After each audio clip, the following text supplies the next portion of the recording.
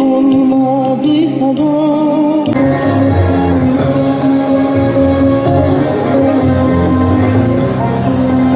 Meyvanên hêja hûn tev bi xêr hatin bername û programa ku bi temaya meha sibatê meha şehadetê ya ku ji teref cemiyeta müstez'afan û platforma karwana şehîdan tê lidarxistin. Mustazaflar Cemiyeti ve Şehitler Kervanı platformunun düzenlemiş olduğu Şubat ayı Şehadet Ayı programına hepiniz hoş geldiniz, sefalar getirdiniz. أعوذ بالله من الشيطان الرجيم بسم الله الرحمن الرحيم ولا تحسبن الذين قتلوا في سبيل الله أمواتا تحسبن الذين قتلوا في سبيل الله أمواتا بل أحياء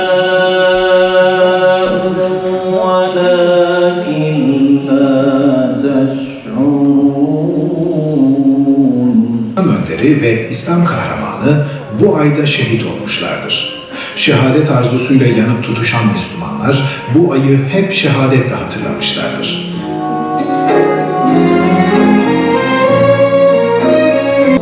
Binlerce şehit uyanır kan düşünce toprağa. Ey şehidin dava İslam caizan kiner. Ey kuliken dara Kur'an Termezi günah bekler. Her dünyayı şu tarih Ortadan edecek sadık. Gül dikeyim baharlarda şehadetle güleyim. Allah için bir meydanda savaşarak öleyim.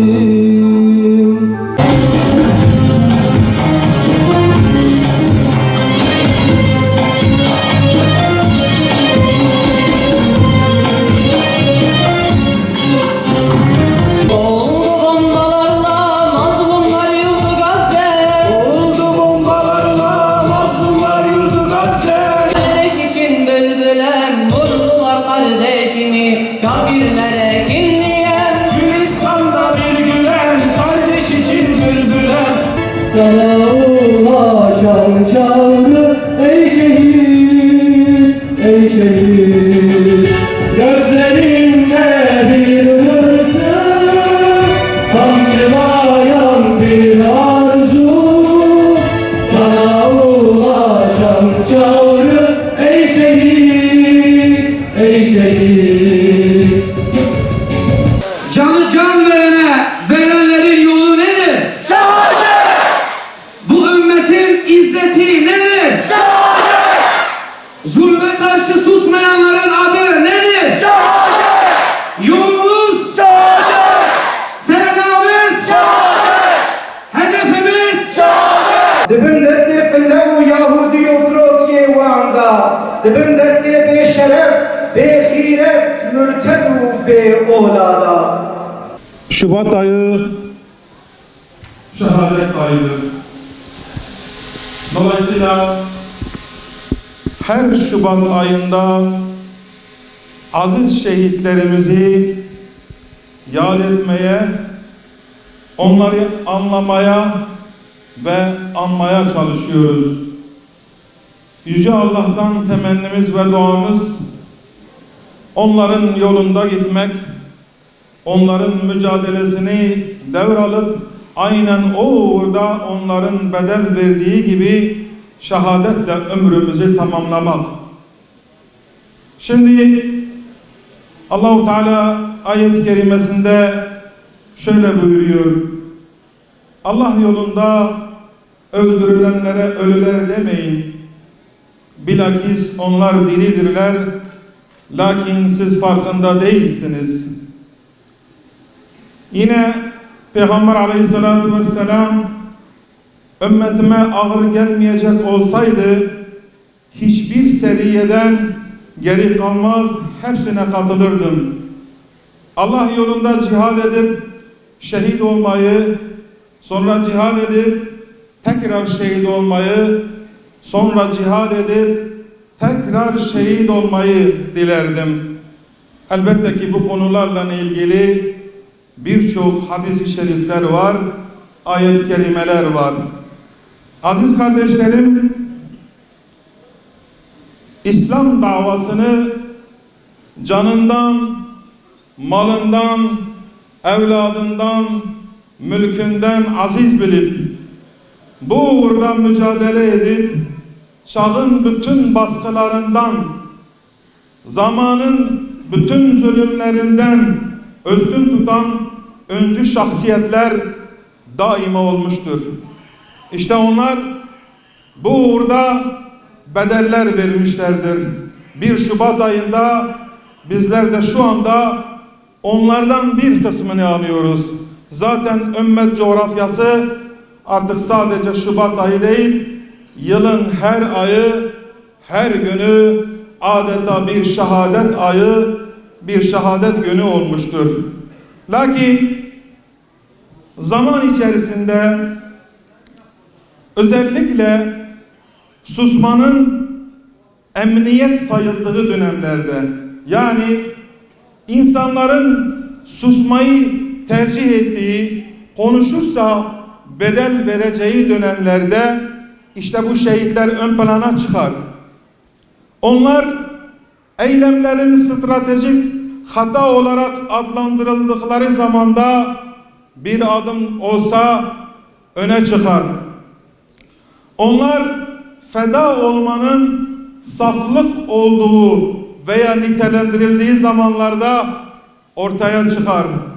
Onlar korkunun hakim olduğu, cesaretin yok olduğu veya insanların dizlerinin titrediği dönemlerde bir adım öne çıkar.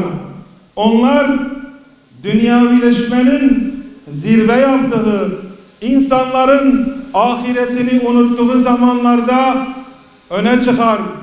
Onlar sloganların çok atıldığı ama o sloganların boğazdan aşağıya inmediği dönemlerde öne çıkar.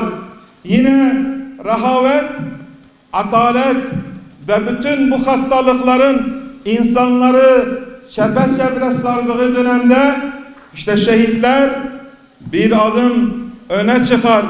Yine onlar yaşama arzusunun çok olduğu, insanların dünyaya adeta taptığı ve onun için mücadele ettiği bir dönemde öne çıkar.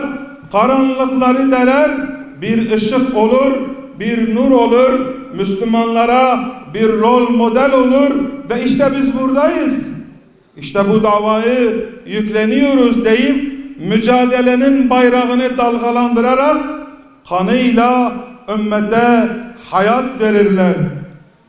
İşte bu nedenle Şubat ayı sıradan bir ay değil değerli kardeşlerim. Bizler bu nedenle özellikle bu ayda bir araya gelip onları anmaya, anlamaya gayret ediyoruz.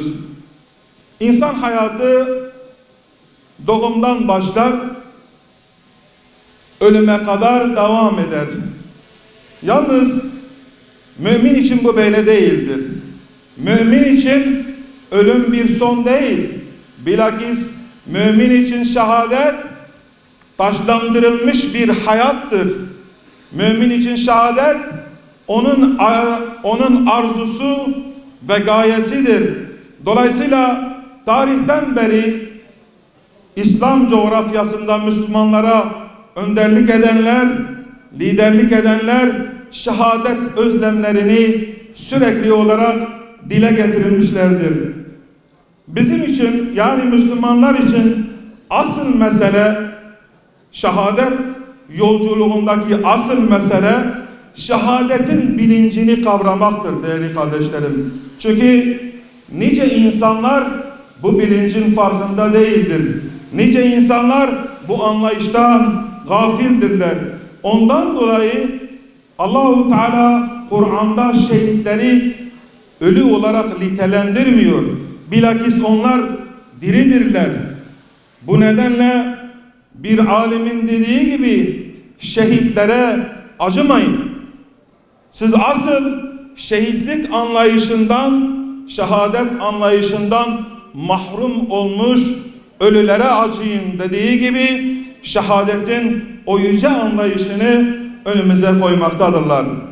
Aziz kardeşlerim, kıymetli şehadet aşıkları, evet biz şehadet aşıkları diyoruz ama şehadete aşık olmanın bir bedeli vardır. Şehadeti istemenin bir bedeli vardır. Öyle ya, Allah'ın rızasını kazanmanın bir bedeli vardır.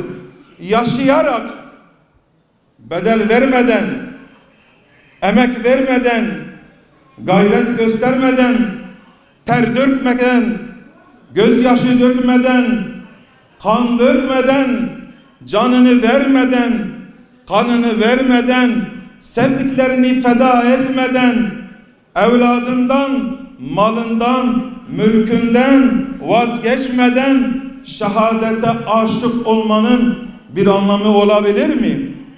Çünkü şehadete aşık olan insanlar, şehadeti isteyenler her şeylerinden vazgeçmesini bilenlerdir. Bakınız, bunun örnekleri çoktur. Şöyle yakın tarihimizde bir bakalım. Şehit İsmail Haniye hepimizin gözünün önünde, onun ailesinin, evlatlarının şehadet haberi gelince ne yaptı? Allah'a hamd etti, şükretti, tevekkül etti ve sıradan bir olaymış gibi yine işlerine devam etti. Yine bakın Gazze bize öğretiyor şehadeti. Şehadetin ne olduğunu, nasıl olduğunu, şehadet bilincini, şehadet eylemini her gün, her saat canlı yayında izliyoruz. Ne diyorlar? Değerli kardeşlerim, kadınıyla, erkeğiyle, çocuğuyla, ihtiyarıyla bu insanlar hangi şehadet bilinciyle yorulduklarını hepimiz görüyoruz. Evlatları şehit olduğunda, kocaları şehit olduğunda, hanımları şehit olduğunda, bütün sevdikleri şehit olduğunda tek bir söylemleri vardır. Elhamdülillah, hasbunallah ve ni'mel vekil. Değerli kardeşlerim, belki hepimiz izlemişizdir. Bir bacımız evladını kaldırıp şöyle diyordu: al, bizden daha fazla al ya Rabbi, bizden razı olana kadar al. İşte şehadet bilinci budur aziz kardeşlerim. Yani şehadeti istediğimiz zaman veya biz şehadete talibiz dediğimiz zaman şehadet söylemleri bizim söylemlerimizde, boğazımızda, sloganlarımızda olduğu zaman şunu da net bir şekilde düşünmemiz ve bilmemiz lazım. Neleri feda etmemiz gerektiğini ve ne bunlar uğrunda nelerden vazgeçebileceğimizi iyice hesaplamamız lazım. Onun için her mümin şehadet bilinciyle bilinçlenmelidir. Şehadetin o bilincini kendimiz olduğu gibi çocuklarımıza, evlatlarımıza ve bütün çevremizdeki insanlara o bilinci vermemiz lazım. Şehadet olmazsa ne olur? Toplum bozulur. Onun için her zaman dualarımızda şu var. Diyoruz ki ya Rabbi bizi şehitsiz bırakma. Diyoruz ki ya Rabbi bizi şehadetten mahrum etme. Çünkü şunu biliyor ve şuna inanıyoruz ki şehadetsiz bir toplum yok olmaya mahkumdur. Bakınız şehadetin anlamını bozuyorlar, şehadetin kavramını bozuyorlar. Bir taraftan birileri demokrasi şehidi der, bir taraftan birileri devrim şehidi der. Kemalistleri de kullanır, diğerleri de kullanır. Bütün herkes bu kavramı kullanmaya çalışır. Ama şehadet sadece ve sadece Allah yolunda, Allah için canını ortaya koyanlar için söylenilir. Onlar söylemlerine sadık olan insanların söylemidir. Ne diyordu? Hani bir sahabe vardı, iman etmişti. Allah Resulü sallallahu aleyhi ve sellem ona ganimetten pay veriyor. Bu nedir diyor ya Resulullah? Bu savaşın bu ganimet payındır diyor. Ya Resulullah diyor, Allah'a yemin ederim ki diyor, ben sana bunun için iman etmedim. Ben boğazını göstererek boğazımdan bir okla vurulmak üzere iman ettim der. Eğer sen sadık isen muhakkak ki Allah seni doğrulayacaktır diyor Allah Resulü sallallahu aleyhi ve sellem. En nihayetinde bir süre sonra bu sahabeyi o şekilde Allah Resulü'nün yanına getiriyorlar. Ondan dolayı aziz kardeşlerim, eğer bizler şehadeti istediğimiz zaman, şehadet sevdasını yüreğimizde taşıdığımız zaman bu söylem bizim boğazımızdan aşağıya inmesi lazımdır. Bütün hücrelere girmesi lazımdır. Bakınız, başta söyledim, insanların ayaklarının titrediği zamanlarda ortaya çıkıyorlar. Korkunun hakim olduğu dönemlerde ortaya çıkıyorlar. Şimdi biz Şubat ayında bakınız şehitlerin hayatından bir kesit dinliyoruz. Mesela Şehit Hasan el-Benna korkunun zirve olduğu dönemde bu davayı yüklenmiş, daha genç yaşında bütün tehditlere ve baskılara rağmen bu davayı omuzlamış ve birileri ona diyor ki, ey üstad diyor, sen de diyor baban gibi hadis kitapları yaz. Yani cihatla, mücadeleyle, şehadetle uğraşma, bu çok tehlikeli bir şey. Sen de kitap yaz. Kitap yazmak o kadar bedel gerektirmiyor. Hayır diyor, ben kitap yazmayacağım. Ben o kitapları okuyacak dava adamları yetiştireceğim diyor. Ve en nihayetinde kendisi o kitapları okuyacak milyonlarca dava adamı yetiştirerek şehadet şerbetini içiyor. Yine hakeza şehit Metin'e baktığımız zaman Metin Yüksel, yine hakeza şehit Malcolm X'e baktığımız zaman ve diğer bütün şehitlere baktığımız zaman bedel vermenin en zirve olduğu dönemlerde çekinmemişler. Bedel vermeyi bütünüyle göze alarak şehadet şerbetini yudumlamışlardır ve zalimlerin karşısında hiçbir şekilde diz çökmemişler, onların tehditlerine boyun eğmemişlerdir.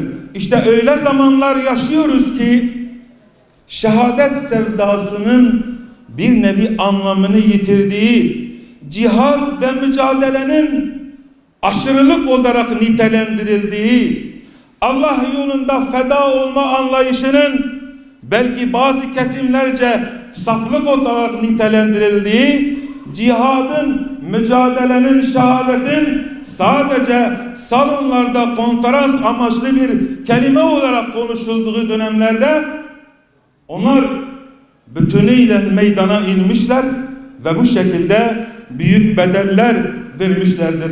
Ondan dolayı aziz kardeşlerim, şehit budur. Ya şehit olacağız ya şahit olacağız. Bunun üçüncü yolu felakettir, hüsrandır. Aziz kardeşlerim, çünkü şehitle şahit aynıdır. Şehit ve şahit aynıdır. Şahitlik eder, bu uğurda mücadele eder. Şahit dediğimiz zaman nedir şahitlikteki kastımız?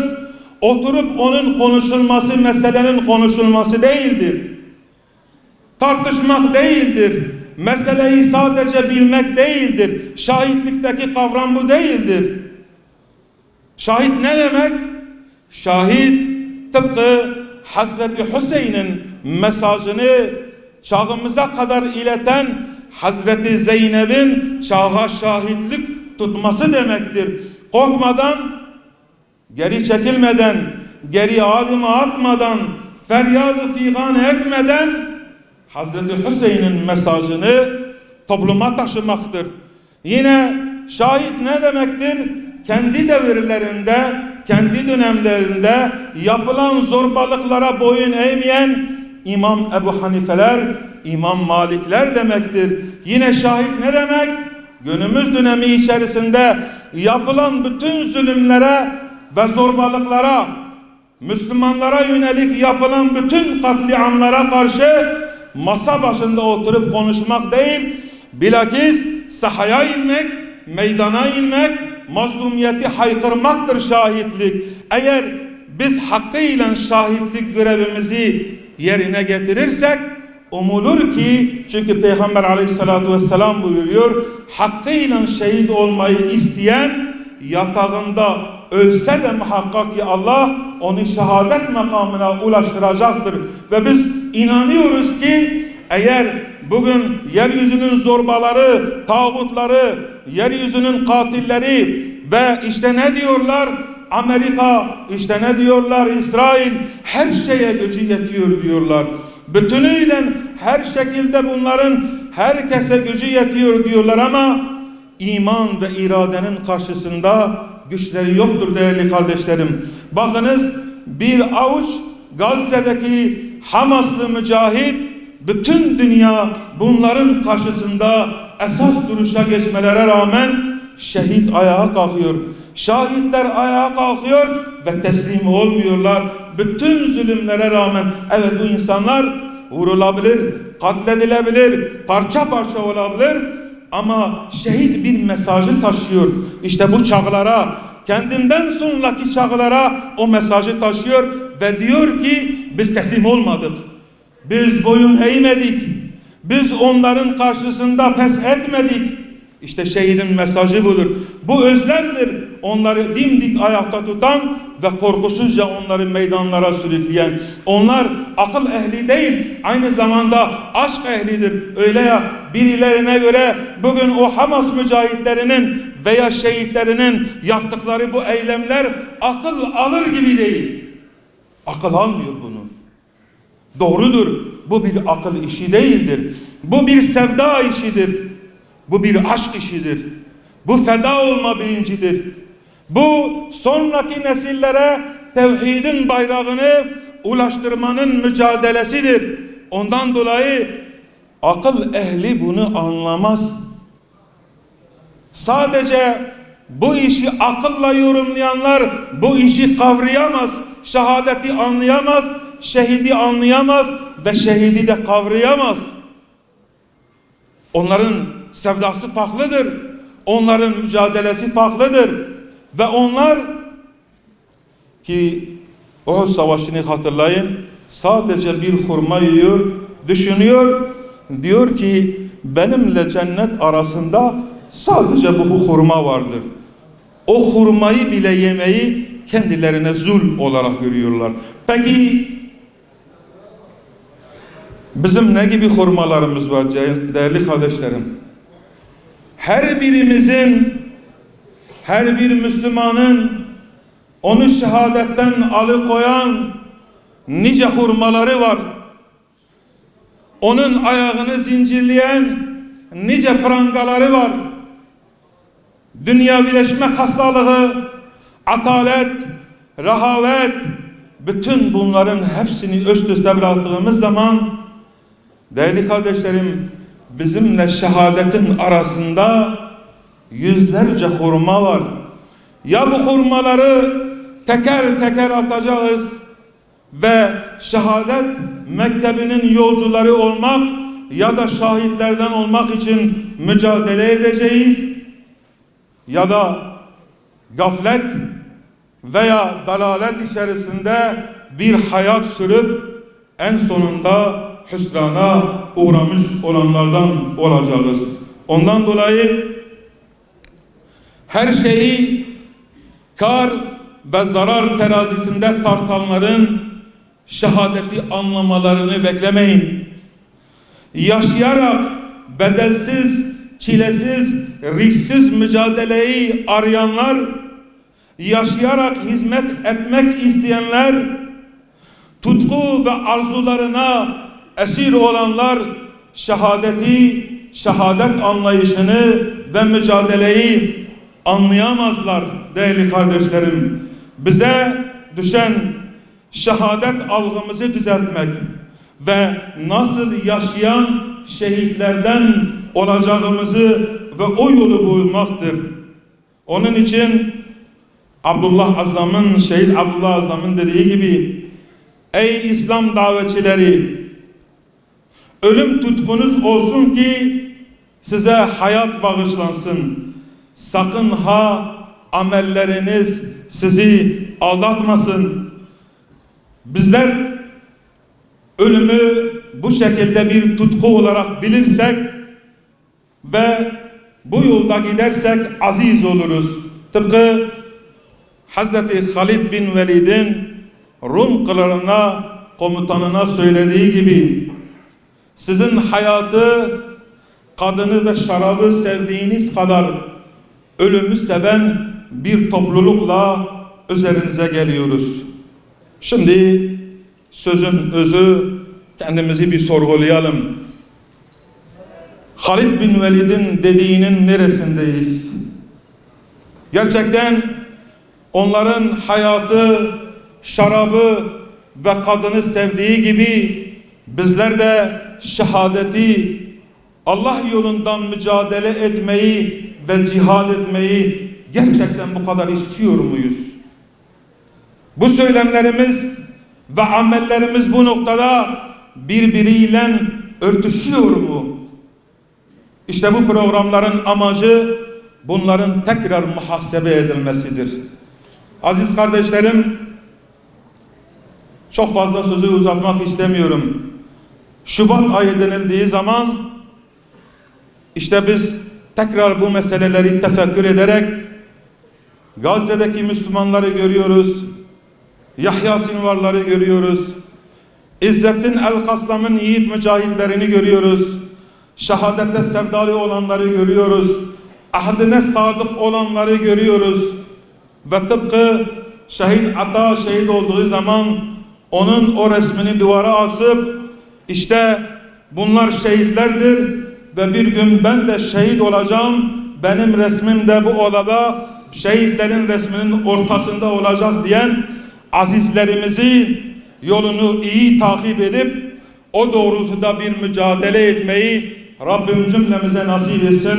Rabbim şehadet özlemimizi ve aşkımızı, o sevdamızı hakkıyla, o söylemleri boğazımızdan aşağıya amellerimize kadar sirayet etmesini cümlemize nasip etsin inşallah.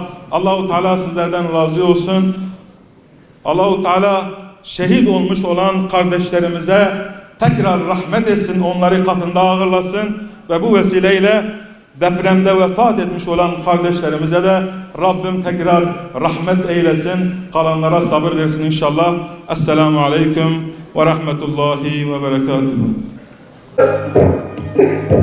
Bana şehadeti nasip et. Şehadet. Şehadet. Allahu Ekber. Allahu Ekber. Allahu Ekber. Allahu Ekber. Şeref ve izzet İslam'dadır. Allah bizi İslam davasıyla bir yaşıyla böyle konuşamazsın. Hatta